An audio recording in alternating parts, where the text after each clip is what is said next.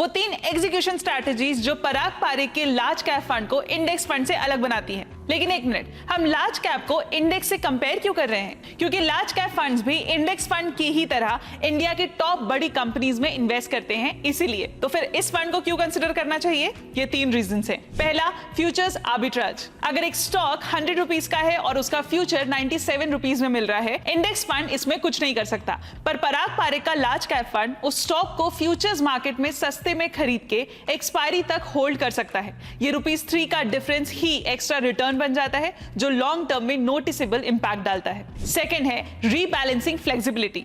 Index funds को fix dates पर ही bye या सेल करना पड़ता है, चाहे प्राइस हाई ही क्यों ना हो।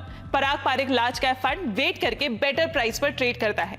इससे ट्रेडिंग कॉस्ट कम होती है, जिससे इवेंचुअली रिटर्न्स बेटर होते हैं। तीसरा, corporate action mispricing. Large cap space में सबसे ज्यादा अपॉर्चुनिटीज तब बनती हैं जब कंपनीज के अराउंड कॉर्पोरेट इवेंट्स होते हैं। इन सिचुएशंस में मार्केट थोड़ी देर के लिए मिसप्राइस हो जाता है और प्राइस गैप्स क्रिएट होते हैं। इंडेक्स फंड्स इन गैप्स को कैप्चर नहीं कर पाते, पर Parag Parikh large cap fund actively trade करके इन शॉर्ट लिव्ड मिसप्राइसिंग्स का यूज करते हैं और अल्फा जनरेट करते हैं। तो ये हुए 3 रीजंस। अब कमेंट सेक्शन में मुझे बताइए कि आप पराग पारेख के कौन से स्कीम में ऑलरेडी इन्वेस्टेड हो।